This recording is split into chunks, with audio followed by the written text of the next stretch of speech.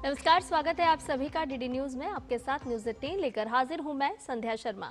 आइए बुलेटिन की शुरुआत करते हैं इस वक्त की हेडलाइंस के साथ। दिल्ली कार ब्लास्ट में बड़ा खुलासा, धमाके वाली कार में खुद मौजूद था डॉक्टर उमर। डीएनए टेस्ट में हुई पुष्टि, मामले में फरीदाबाद, लखनऊ, जम्मू कश्मीर समेत कई जगहों पर जांच जारी।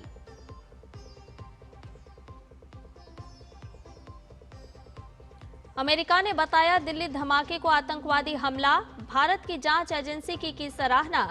अमेरिकी विदेश मंत्री मार्क रूबियो ने पीड़ितों के प्रति व्यक्त की संवेदना।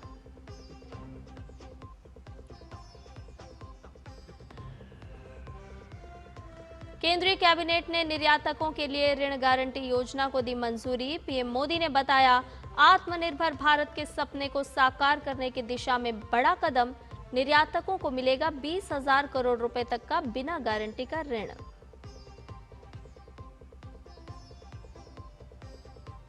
प्रोजेक्ट चीता के तहत बोत्सवाना से भारत लाए जाएंगे 8 चीते, दोनों देशों के बीच समझौता।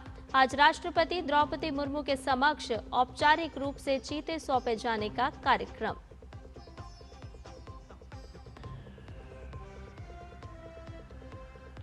और अमेरिका में 43 दिन बाद शटडाउन खत्म होने से लोगों को मिली राहत। अमेरिकी संसद से पास फंडिंग बिल पर अमेरिकी राष्ट्रपति डोनाल्ड ट्रंप ने किए हस्ताक्षर। सभी समाचार विस्तार के साथ। दिल्ली कार ब्लास्ट केस में बड़ा खुलासा हुआ है। पुलिस और फॉरेंसिक टीम ने बुधवार देर शाम पुष्टि की कि विस्फोटक से लदी हुंडई i20 कार में मौजूद शख्स कोई और नहीं बल्कि आतंकी डॉक्टर उमर नबी मोहम्मद ही था।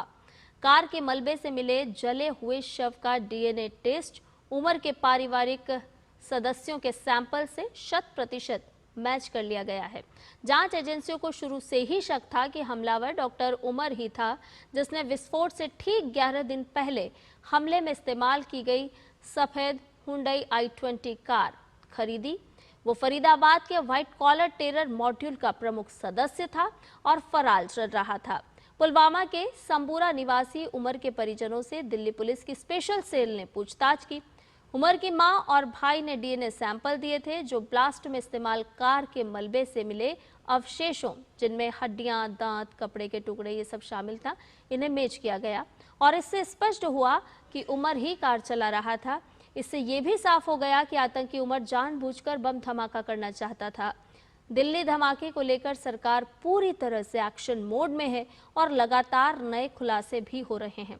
जानकारी के अनुसार मोहम्मद उमर पेशे से डॉक्टर है, जो जम्मू कश्मीर के पुलवामा जिले का रहने वाला है। दिल्ली में हुए ब्लास्ट में इसी की कार का इस्तेमाल किया गया है। उमर पर फरीदाबाद टेरर मॉड्यूल से जुड़े होने का शक भी है। धमाके वाले दिन शाम 6:22 पर यह कार लाल किला पार्किंग से बाहर निकली और लाल किले की तरफ आगे बढ़ी और करीब 24 मिनट बाद यानी शाम 6:52 पर रेड लाइट के पास चलती कार में धमाका हुआ। धमाके के अब तक कई सीसीटीवी वीडियो भी सामने आ चुके हैं।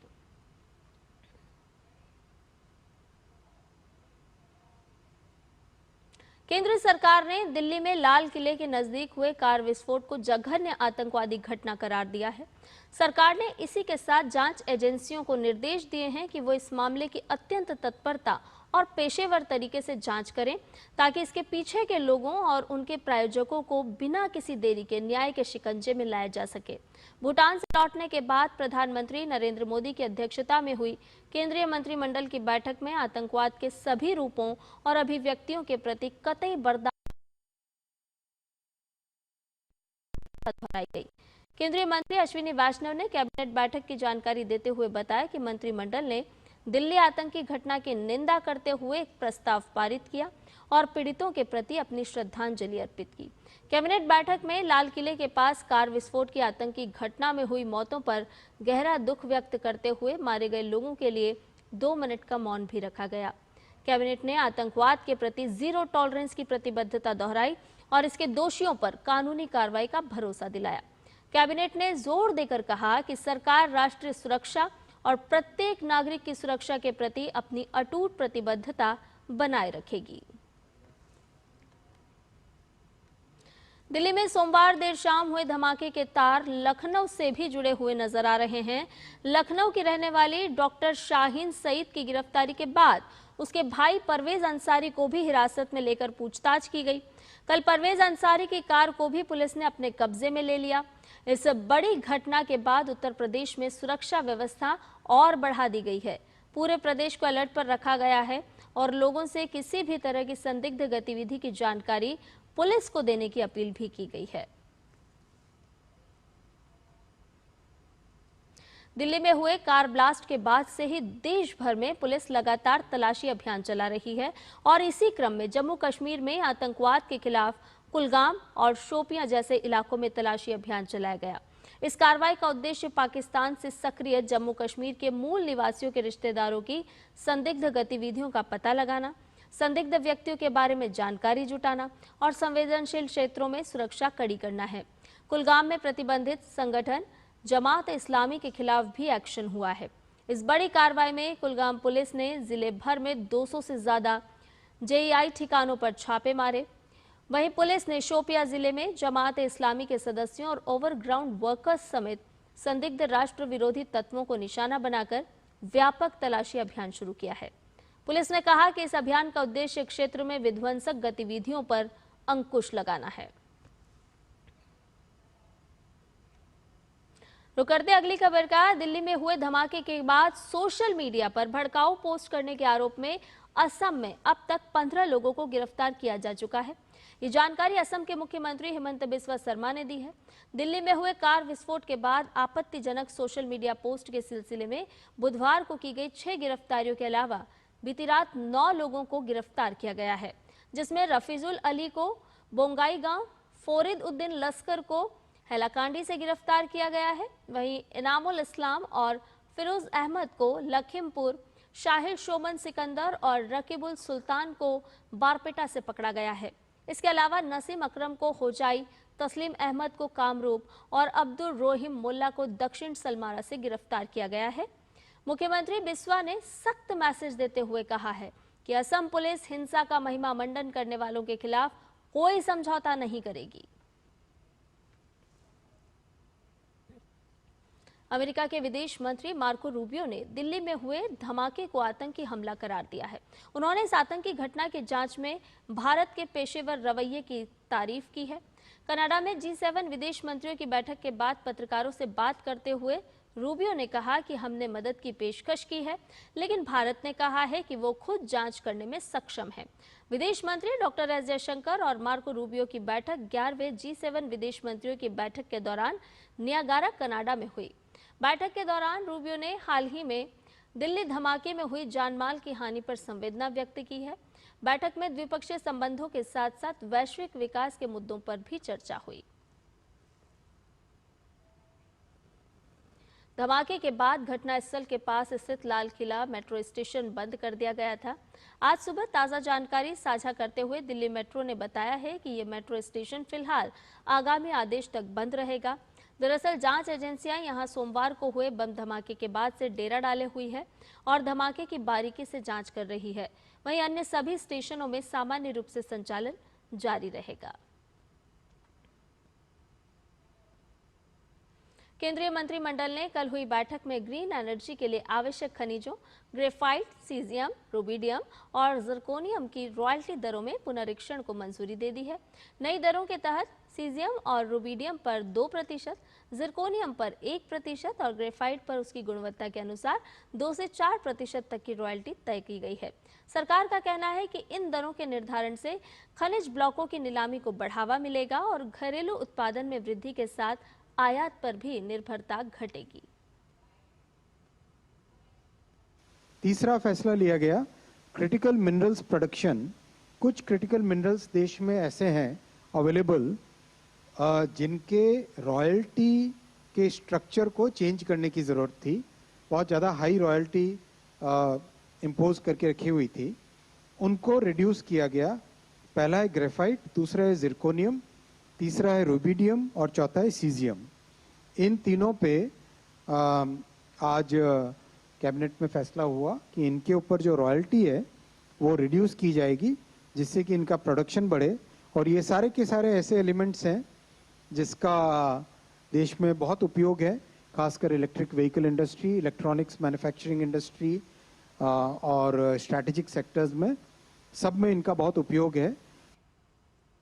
प्रधानमंत्री नरेंद्र मोदी की अध्यक्षता में केंद्रीय मंत्रिमंडल ने एक्सपोर्ट प्रमोशन मिशन को मंजूरी दे दी है।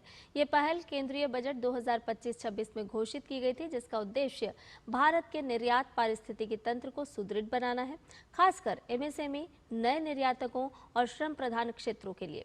इस मिशन के तहत वित्त वर्ष 2025-26 से 2030-31 तक कुल 25,060 करोड़ रुपए का प्रावधान किया गया है। I'll first come to the export promotion mission. This is a very comprehensive mission which has been approved by the cabinet under the leadership of our Honorable Prime Minister today. As you recall, in the previous budget, this announcement was made that one export promotion mission will be started. तो आज ये export promotion mission start किया गया है। 25,060 करोड़ रुपए का इसका outlay है, 6 साल की इसकी अवधि है और इसमें बहुत ही कॉम्प्रिहेंसिव तरीके से पूरे कंप्लीट एक्सपोर्ट के इकोसिस्टम को सपोर्ट करने का इसमें डिसीजन लिया गया है। इसके अलावा केंद्रीय मंत्रिमंडल ने credit guarantee scheme for exporters को मंजूरी दे दी है। इस योजना के तहत योग्य निर्यातकों, जिनमें एमएसएमई और गैर एमएसएमई दोनों शामिल हैं, को 20,000 करोड़ रुपए तक का बिना गारंटी ऋण समर्थन प्रदान किया जाएगा। ये योजना national credit guarantee trustee company limited के माध्यम से लागू की जाएगी, जो सदस्य ऋणदात्री संस्थानों को 100% क्रेडिट गारंटी कवरेज देगी।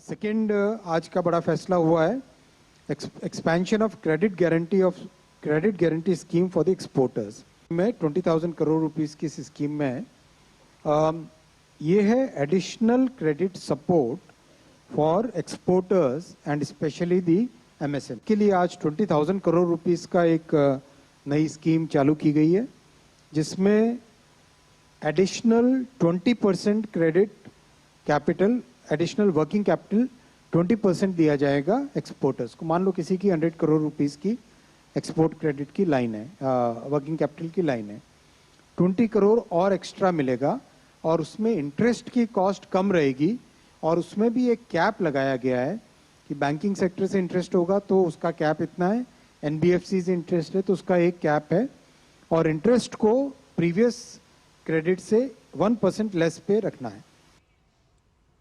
केंद्रीय मंत्रिमंडल ने 25,060 करोड़ रुपए के परिव्यय के साथ भारत के निर्यात इकोसिस्टम को सुदृढ़ करने के लिए निर्यात संवर्धन मिशन ईपीएम को मंजूरी दे दी है। सरकार ने यह कदम भारत की निर्यात प्रतिस्पर्धा, विशेष रूप से एमएसएमई, पहली बार निर्यात करने वाले और श्रम प्रधान सेक्टर्स को और मजबूत बनाने के लिए उठाया है। प्रधानमंत्री नरेंद्र मोदी ने केंद्रीय मंत्रिमंडल के इस फैसले की सराहना की है और एक्स पर अपनी पोस्ट में प्रधानमंत्री ने कहा है कि वैश्विक बाजार में मेक इन इंडिया की गूंज को और बुलंद करने की दिशा में बड़ा कदम। केंद्रीय मंत्रिमंडल ने एक्सपोर्ट प्रमोशन मिशन को मंजूरी दे दी है। ये मिशन भारत की निर्यात प्रतिस्पर्धात्मकता को बढ़ाने, सूक्ष्म, लघु और मध्यम उद्यमों, पहली बार निर्यात करने वालों तथा श्रम प्रधान क्षेत्रों को सहायता प्रदान करने में मदद करेगा। यह मिशन प्रमुख हितधारकों को एक मंच पर लाकर ऐसा तंत्र तैयार करेगा जो परिणाम उन्मुख और प्रभावी होगा।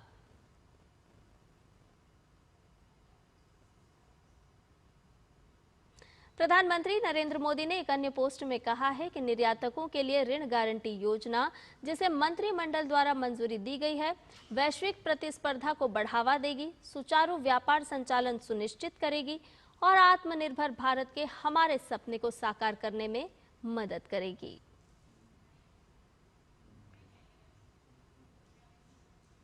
बुलेटिन में खबरें और भी हैं, लेकिन फिलहाल एक छोटे से ब्रेक के लिए रुक रहे हैं। जल्द हाजिर होंगे।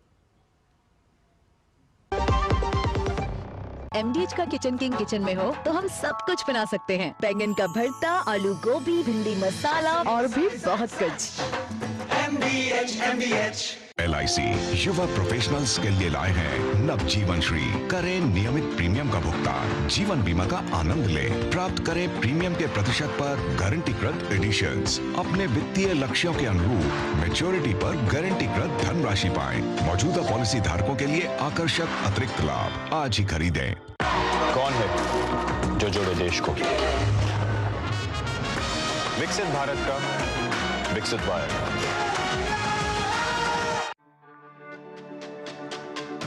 मेरी पसंद, मेरी पसंद,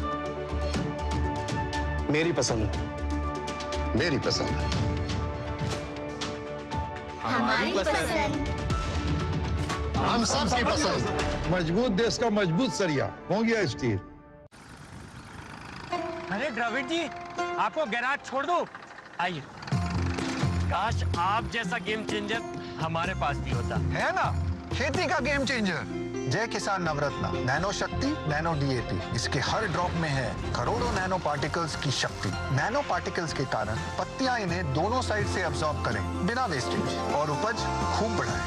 जय किसान नवरत्न नैनो शक्ति नैनो डीएपी, विज्ञान का वरदान, हर फसल की शान। कश्मीरी पुलाव या हो बिरयानी खाना, केसरी चाय दूध, रसमलाई केसरी लड्डू, हलवा याद आना, यही तो है MDH केसर का बहाना। MDH शुद्ध केसर, खुशबू ऐसी जो दिल जीत ले। MDH। ब्रेक के बाद न्यूज 18 में आपका एक बार फिर से स्वागत है। विदेश मंत्री डॉक्टर एस जयशंकर ने कनाडा में आयोजित G7 विदेश मंत्रियों की बैठक के दौरान ऊर्जा सुरक्षा और महत्वपूर्ण खनिजों पर हुई आउटरीच सत्रों में भाग लिया और इन मुद्दों पर भारत का दृष्टिकोण प्रस्तुत किया। डॉक्टर एस जयशंकर ने बैठक के दौरान कहा कि ऊर्जा सुरक्षा और महत्वपूर्ण खनिजों पर निर्भरता कम करने, स्थिरता बढ़ाने और लचीलापन विकसित करने की दिशा में काम करने की आवश्यकता है। उन्होंने जोर देकर कहा कि अंतर्राष्ट्रीय सहयोग ही आगे बढ़ने का एकमात्र रास्ता है। डॉक्टर एस जयशंकर नियाग्रा में G7 साझेदार देशों के साथ इस विशेष सत्र में भाग लेने पहुंचे हैं। इसके साथ ही उन्होंने कहा कि वैश्विक आपूर्ति श्रृंखला में अनिश्चितता और बाजार प्रतिबंधों को देखा गया है। अधिक नीतिगत परामर्श और समन्वय उपयोगी साबित होंगे, लेकिन असली चुनौती इसे जमीनी स्तर पर लागू करने की है। इसके साथ ही उन्होंने भरोसा दिलाया कि भारत इस दिशा में अंतर्राष्ट्रीय साझेदारों के साथ रचनात्मक रूप से काम करने के लिए पूरी तरह से तैयार है। इसके साथ ही विदेश मंत्री डॉक्टर एस जयशंकर ने G7 विदेश मंत्रियों की बैठक के आउटरीच सत्र से इतर अपने यूक्रेनी और सऊदी समकक्षों के साथ अलग अलग बैठकें की। इस दौरान हालिया घटनाक्रमों और आपसी हित के क्षेत्रीय मुद्दों पर चर्चा की गई। डॉक्टर एस जयशंकर ने यूक्रेनी विदेश मंत्री एंड्री सिबिया के साथ हुई बातचीत को उपयोगी बताया। एंड्री सिबिया ने हालिया घटनाक्रमों पर यूक्रेन का दृष्टिकोण साझा किया। इसके अलावा डॉक्टर एस जयशंकर ने सऊदी अरब के विदेश मंत्री प्रिंस फैसल बिन फरहान से भी द्विपक्षीय संबंधों, क्षेत्रीय हॉटस्पॉट, कनेक्टिविटी और ऊर्जा सहित कई विषयों पर चर्चा की। वहीं डॉक्टर एस जयशंकर ने यूरोपियन कमीशन के उपाध्यक्ष काजा कल्लास से भी मुलाकात की और रणनीतिक साझेदारी को गहरा करने पर चर्चा की। बिहार विधानसभा चुनाव में दोनों चरणों के मतदान समाप्ति के बाद अब सभी ईवीएम को स्ट्रांग रूम में जमा कर दिया गया है। कड़ी सुरक्षा के बीच 24 घंटों कैमरे से इसकी निगरानी की जा रही है। वहीं स्ट्रांग रूम के बाहर भारी संख्या में सुरक्षा बल भी मौजूद है। चुनाव आयोग ने एक ऐसे स्ट्रांग रूम का वीडियो अपने सोशल मीडिया प्लेटफॉर्म X पर साझा किया है। अपने पोस्ट में चुनाव आयोग ने बताया कि स्ट्रांग रूम के बाहर और अंदर लगातार CCTV कैमरे से ईवीएम की निगरानी की जा रही है।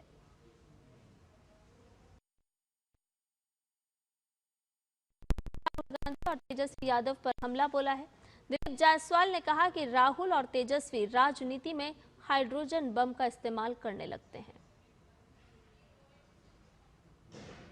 उन्होंने कहा कि ना कोई खुशी ना गम, और वो अपनी बातों को रखा। तो मैंने उनका जवाब दिया कि ना खुशी ना गम, और राहुल गांधी तेजस्वी यादव उपयोग करें हाइड्रोजन बम। वो लोग तो हाइड्रोजन बम का उपयोग करने लगते हैं राजनीति में। अब सोचिए, राजनीति में कहीं बम की चर्चा की जाती है क्या? ये लोग खिसियाई बिल्ली खंभा नोचे, वही हाल है। और देखिए, जिस तरह से साइलेंट वोट हुआ है, ये स्पष्ट बता रहा है कि सरकार के लिए लोगों ने फिर से एक बार एनडीए सरकार आए, इसके लिए वोटिंग किया है।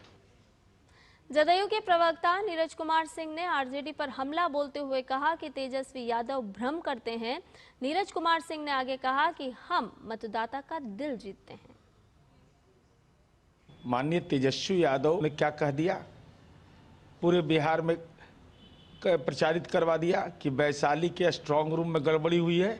सच क्या निकल करके आया? उनके रविंदर सिंह महनार के उम्मीदवार ने कहा कि स्ट्रांग रूम में कोई गड़बड़ी नहीं। लालगंज के उनके राजद के प्रतिनिधि रणधीर कुमार ने कहा कि कोई गड़बड़ी नहीं। तो ये एक अनावश्यक भ्रम पैदा करते हैं। भाई इलेक्शन एजेंट है, आपका कैंडिडेट है, एज ए पॉलिटिकल पार्टी है, पूरा चुनावी अभियान हो गया, एक जगह पुनर्मतदान की स्थिति पैदा हुई और हमारी पार्टी ने तो शुरू से कहा कि भाई सारे मतदान केंद्र पर अर्धसैनिक बल दीजिए। हम लोग तो मतदाता का दिल जीतते हैं। बिहार विधानसभा चुनाव के कल नतीजे आने वाले हैं और इससे पहले जनता दल यूनाइटेड ने पार्टी कार्यालय के बाहर एक पोस्टर लगाया है, जिसे लेकर काफी चर्चा हो रही है। इस पोस्टर में बिहार के मुख्यमंत्री नीतीश कुमार की फोटो है, जिस पर लिखा है टाइगर अभी जिंदा है। दरअसल चुनाव के नतीजे से पहले पार्टी ने सत्ता में वापसी का पूर्ण विश्वास दिखाते हुए जीत निश्चित होने का संकेत दिया है।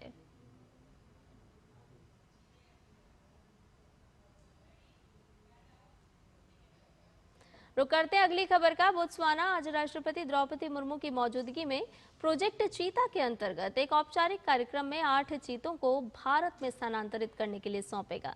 राष्ट्रपति द्रौपदी मुर्मू और उनकी बोत्सवाना समकक्ष डूमा बोको के बीच संयुक्त प्रेस वार्ता के दौरान इसकी घोषणा की गई। प्रोजेक्ट चीता एक अनूठी पहल है, जिसका उद्देश्य दशकों बाद चीतों को भारत में फिर से लाना है। सितंबर 2022 में नामीबिया से 8 चीतों को मध्य प्रदेश के कूनो राष्ट्रीय उद्यान में स्थानांतरित किया गया था। अगले वर्ष दक्षिण अफ्रीका से 12 चीतों को लाया जाएगा। इनमें से अधिकांश चीते अपने नए वातावरण में अच्छी तरह ढल गए हैं और प्राकृतिक व्यवहार भी कर रहे हैं। राजनीतिक पार्टियों के सत्ता में वापस आते ही अपने नेताओं के खिलाफ दर्ज भ्रष्टाचार के मामलों को वापस लेने के चलन के खिलाफ दाखिल याचिका पर सुप्रीम कोर्ट सुनवाई करेगा।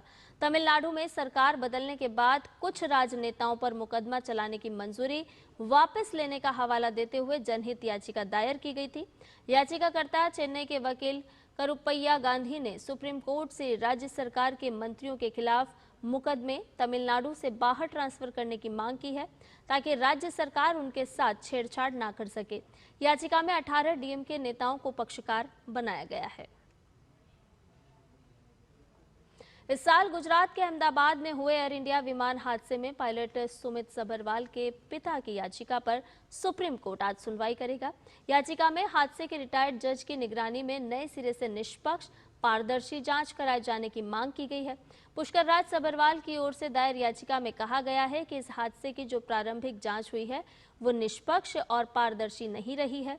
इस जांच में तकनीकी खामियों को नजरअंदाज कर सारा दोष पायलटों पर मढ़ने की कोशिश की गई है, जो अब अपना बचाव भी नहीं कर सकते। उनके बेटे का 30 साल का बेदाग करियर रहा है। अंतर्राष्ट्रीय खबरों में अमेरिका में 43 दिनों से जारी सरकारी शटडाउन को खत्म करने के लिए आज हाउस ऑफ रिप्रेजेंटेटिव्स में सरकारी फंडिंग बिल को मंजूरी मिल गई है। अमेरिकी प्रतिनिधि सभा ने फंडिंग बिल को 222-209 के मतों से मंजूरी दे दी है। इसके साथ ही अमेरिकी इतिहास का सबसे लंबा सरकारी शटडाउन खत्म हो गया है। बिल पारित होने के बाद इसे राष्ट्रपति डोनाल्ड ट्रंप के हस्ताक्षर के लिए भेज दिया गया है।